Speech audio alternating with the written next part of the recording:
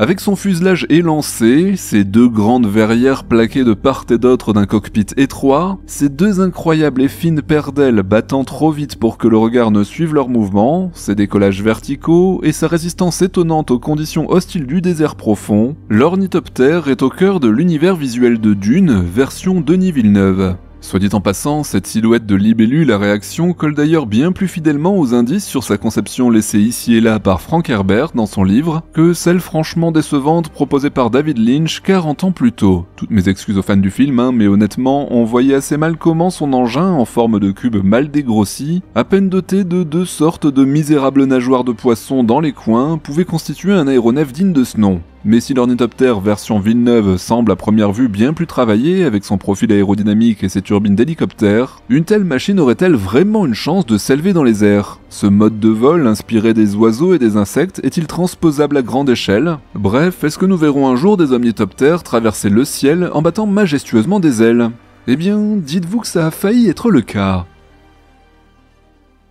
Salut les terriens! Aux origines du rêve d'Icare, on ne trouve dans les récits ni avion en réaction, ni hélicoptère, des plus anciens mythes faisant mention d'humains volants jusqu'aux prototypes les plus osés des pionniers de l'aéronautique du 19e siècle, ce ne sont pas des turbines, mais bien des ailes d'oiseaux battant les airs que l'humain a imaginé se greffer pour prendre son envol. Et ce, pour une raison simple, il suffit de regarder passer n'importe quelle mouette, corbeau ou pigeon pour savoir que ça fonctionne. Il n'y a au fond rien à inventer, seulement à copier, à s'approprier. Nous avons chaque jour sous les yeux la preuve qu'il est possible, en se dotant de membres de la forme voulue que l'on agite de haut en bas, de quitter le sol et de planer. Bref, bien avant les avions, ce sont bel et bien des ornithoptères que nous avons tenté de construire, dont certains ont prouvé qu'ils pouvaient fonctionner. Alors, pourquoi n'ont-ils pas su gagner leur place dans le monde moderne, et comment un ingénieur français a bien failli en faire l'hélicoptère de demain, des décennies avant les œuvres de Denis Villeneuve et Frank Herbert? C'est ce qu'on va voir aujourd'hui.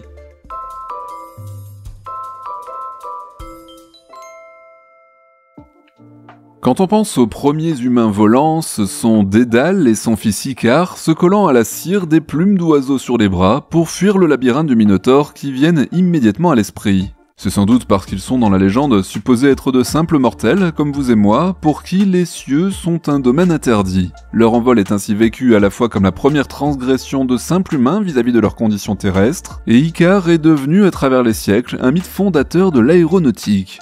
Et pourtant, des humains et même des animaux anormalement ailés et capables de voler, il y en a eu avant lui. Cupidon, Eros, Némésis et le cheval Pégase, pour ne citer qu'eux, sont là pour montrer que l'idée d'ajouter des ailes d'oiseau à un corps humain ou même un animal qui n'en est pas normalement pourvu est finalement presque banale dès l'Antiquité. On rêve de corps humains volants, même s'ils doivent pour ça être divins. Et Icare, en se rapprochant mortellement du soleil, devient le symbole d'une humanité devenue capable d'empiéter par son génie sur le domaine des dieux et puni pour cela. Mais le fait est là, voler en agitant des ailes, ça marche même incroyablement bien. Il suffit de rester quelques minutes à contempler les prouesses d'un aigle spiralant dans une ascendance d'air chaud avant de fondre sur sa proie, d'une mouette surfant sur le vent du large dévié par une falaise, ou d'un colibri faisant du surplace pour se convaincre des capacités fabuleuses permises par les ailes d'oiseaux. Et s'il fallait se rassurer sur ce point, les oiseaux ne sont pas par nature dotés d'un pouvoir inaccessible.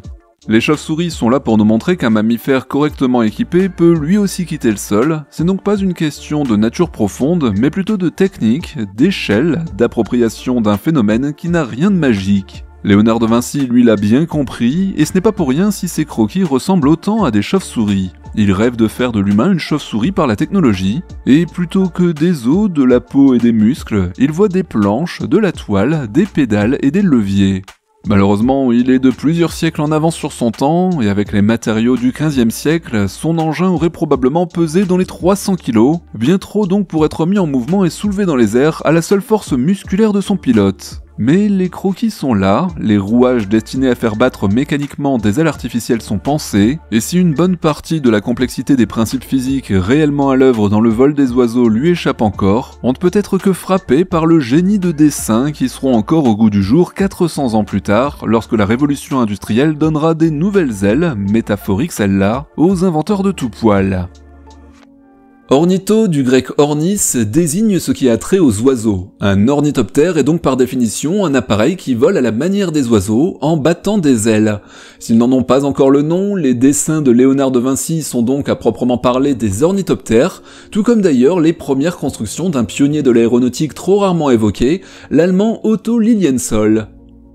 Nous sommes en 1891 et Otto Lilienthal a 42 ans. Depuis plus de 20 ans, il s'efforce, avec l'aide de son frère, à comprendre les principes et les limites du vol sur le modèle des ailes d'oiseau. Il a étudié le rapport entre les forces de traînée et de portance et a inventé les courbes polaires qui définissent encore aujourd'hui les performances d'une aile. Il a multiplié les expériences et a démontré qu'avec des ailes en bois et toile copiant celles des chauves-souris actionnées par la force humaine, il était capable de soulever un poids de 40 kg.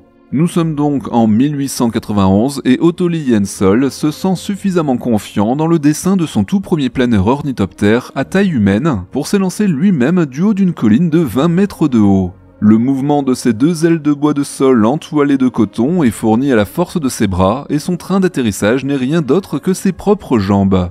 Matériaux mis à part, c'est une véritable image d'Icare moderne, un humain doté d'ailes artificielles. Le contrôle de sa machine se fait par appui de son propre poids d'un côté ou de l'autre à la façon des deltaplanes. Et figurez-vous que ça marche. De 1891 à 1896, il effectue plus de 2000 vols planés dans ce genre avec plusieurs prototypes, parcourant jusqu'à 300 mètres de distance dans les meilleures conditions. La force de ses battements ne le propulse pas suffisamment pour atteindre un vol horizontal, malgré l'ajout d'un moteur pour en augmenter la puissance, mais l'histoire retiendra que l'un des pionniers du vol plané humain, l'un des fondateurs de l'ingénierie aéronautique, a fait ses armes à bord de planeurs ornithoptères. Sans doute aurait-il eu l'occasion d'améliorer encore ses modèles si une rafale de vent ne l'avait pas renversé mortellement lors d'un essai en 1896. À la même période, d'autres pionniers construisent leurs propres machines, mais eux ne croient pas comme lui à l'avenir de l'ornithoptère.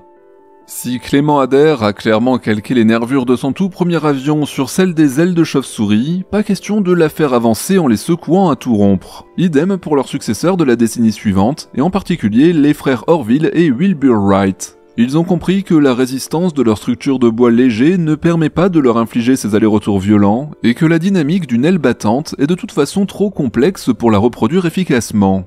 Les oiseaux ne se contentent pas d'agiter de haut en bas des plans fixes, leurs ailes se courbent, se déforment au cours du battement, et de façon bien différente suivant les phases du vol.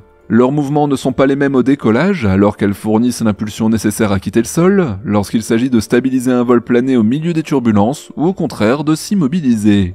Pour maîtriser la dynamique du vol, mieux vaut en décomposer les paramètres, en particulier en séparant les fonctions de portance et celles de propulsion. Les ailes deviennent dès lors des plans fixes uniquement chargés de sustenter les aéronefs, et pour la propulsion, des moteurs thermiques à hélice rotative viennent apporter de façon indépendante la puissance nécessaire sans déformer l'aile ni modifier son calage, donc sans en changer les propriétés fondamentales, et tout devient d'un coup bien plus simple à calculer, à anticiper et de fait à maîtriser.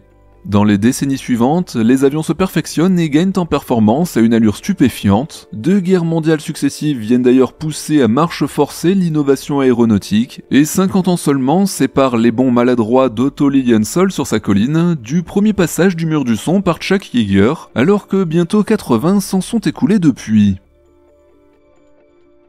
Et dans ce grand boom du vol aérien, il semblerait à première vue que les ornithoptères n'ont pas eu la moindre place. Mais est-ce vraiment totalement le cas ? Eh bien, à vrai dire, il reste encore quelques inventeurs persuadés que les engins à ailes battantes ont un avenir. Après tout, il est clair qu'aucun avion n'approchera jamais l'agilité ni l'efficacité d'un oiseau en vol, c'est donc qu'il faut continuer de creuser jusqu'à s'approprier enfin les secrets du vol naturel. Et celui qui s'est le plus approché du Graal d'un véritable ornithoptère moderne, capable d'emporter des passagers, c'est sans aucun doute René Rioux. Soit dit en passant, est-ce que vous avez remarqué que tous les génies français de l'aéronautique qu'on évoque sur cette chaîne s'appelaient René ? Oui voilà, c'est tout, je ne sais pas plus que vous quoi faire de cette information, c'est comme ça, il s'appelait René. Bref, René Rioux est au début du XXe siècle fasciné par le principe des ailes battantes. Et plus que celles des oiseaux, ce sont celles des insectes qui l'inspirent, et plus particulièrement des libellules.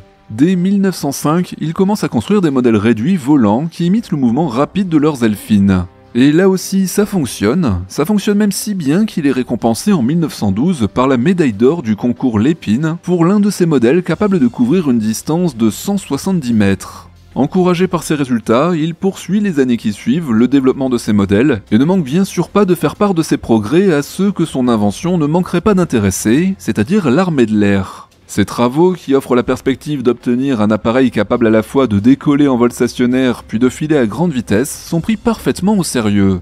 En 1936, il décroche ainsi un contrat d'État d'1 700 000 francs pour développer un appareil à taille réelle. Cet appareil, ce sera le Ryu 102T Alerion. Capable d'emporter un pilote, un mitrailleur et un passager supplémentaire, d'une masse de 500 kg à vide, il se présentait sous la forme d'un fuselage fin terminé par un empennage classique. La différence fondamentale avec un avion de l'époque tenant évidemment à ses deux paires d'ailes mobiles, conçues pour pivoter de 40 degrés au-dessus et de 10 degrés en dessous de l'horizontale. C'est leur battement et leur déformation qui auraient alors permis de générer la portance, de contrôler et de propulser l'appareil. Pour réduire les secousses infligées au fuselage, les deux paires d'ailes étaient pensées pour suivre des mouvements opposés, une paire montant pendant que l'autre descend et inversement.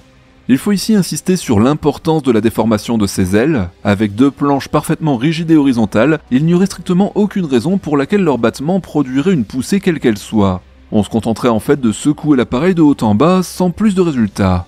Mais pour visualiser ça un peu mieux, jetons un œil au battement des ailes d'un colibri. Au ralenti bien sûr, parce qu'avec 50 à 100 allers-retours par seconde, la résolution temporelle de notre vue n'est tout simplement pas suffisante pour les distinguer sans ça. Lorsque le colibri bat des ailes en vol stationnaire, il les incline dans un sens puis dans l'autre à chaque battement, de façon à ce qu'elles jouent à chaque instant le rôle et la forme d'une pale d'hélice capable de propulser l'air derrière lui. Ces ailes changent donc basiquement d'orientation 50 à 100 fois par seconde. C'est précisément ce mouvement que les ornithoptères doivent être capables de reproduire pour que leurs battements servent à quelque chose, et pour cela il y a grossièrement deux façons de s'y prendre. Soit le mécanisme à la base de l'aile qui lui imprime ses battements est prévu pour en faire varier l'incidence à volonté, ce qui rajoute une certaine dose de complexité et de fragilité, soit de façon plus simple, l'aile est structurellement prévue pour se déformer tout entière sous l'effet du battement. Sur ce robot miniature imitant le vol du colibri, on voit bien comment le toilage utilisé possède la souplesse suffisante pour obtenir cette déformation. L'aile prend à chaque allée et chaque retour l'inclinaison voulue et imprime une poussée suffisante pour soulever son poids.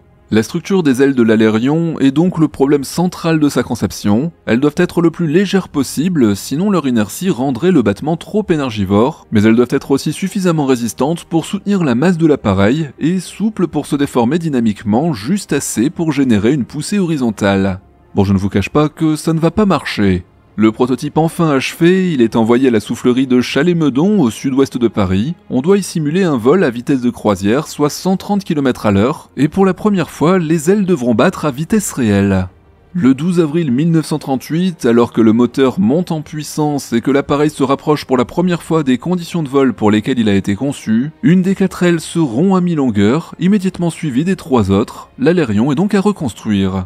Malheureusement, vous aurez noté la date des événements, nous sommes à 1 an de l'entrée en guerre contre l'Allemagne, et l'armée française n'a plus le temps ni le budget pour les développements hasardeux, il lui faut produire des avions rapides et fiables en grand nombre, le projet est alors mis au rebut. En ce début de guerre, René Rioux et sa famille quittent Paris pour Toulouse, et le prototype brisé est abandonné dans les ateliers. De retour à la Libération, il n'y en aura plus trace. Il faudra attendre 2005 pour qu'il refasse surface. Découvert dans un entrepôt désaffecté de l'Eure, il est aujourd'hui restauré et présenté au musée de l'aviation d'Angers. Alors, René Rioux aurait-il pu construire un modèle fonctionnel de son ornithoptère ? À vrai dire, dans les années 30, les chances pour un tel projet d'aboutir étaient minces, et non pas à cause du manque de génie de son concepteur, mais parce que la science des matériaux de l'époque ne le permettait probablement pas encore.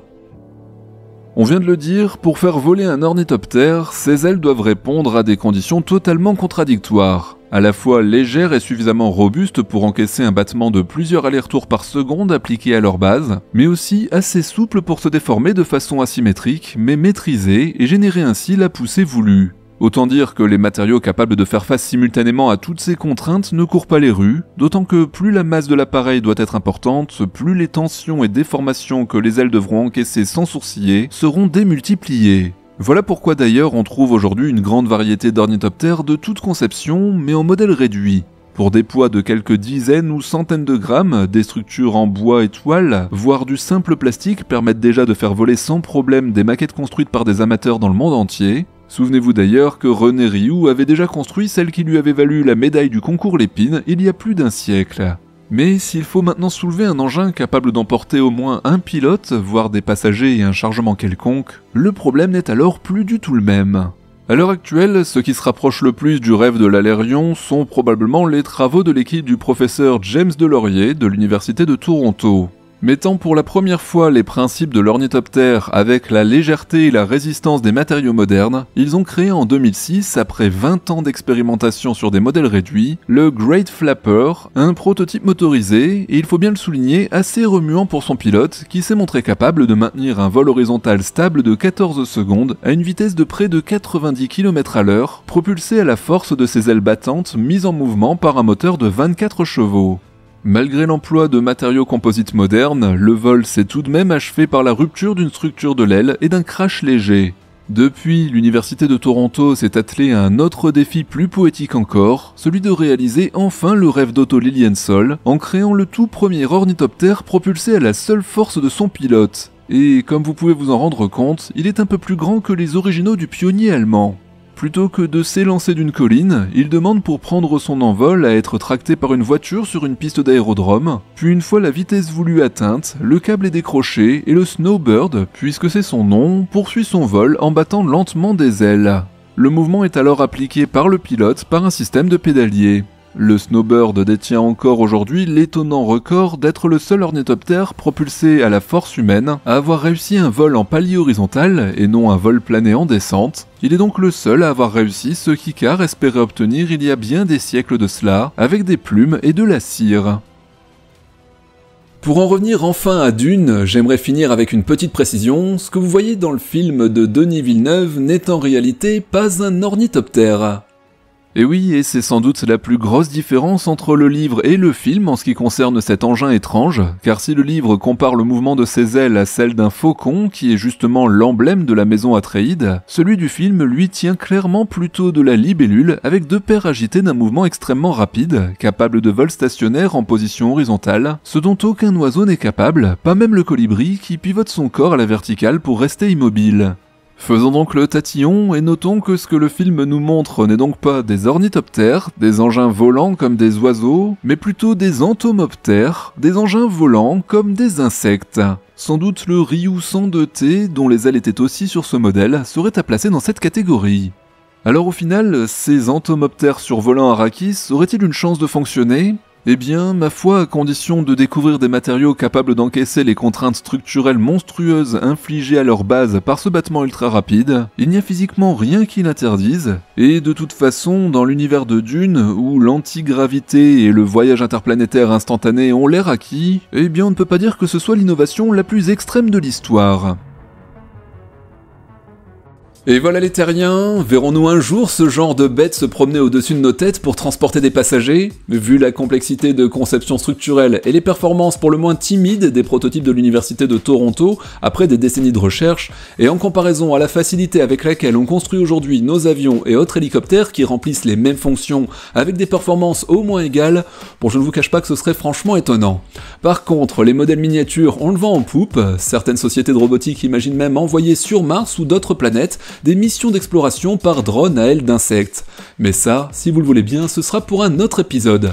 En attendant de contempler des nuées de papillons dans le ciel martien, nous voilà arrivés au bout de cette émission. N'oubliez pas le pouce, partagez, parlez-en, commentez. N'oubliez pas, c'est vous qui nous permettez de continuer. Moi je vous retrouve mercredi pour les actualités de la Starbase. Ciao les terriens!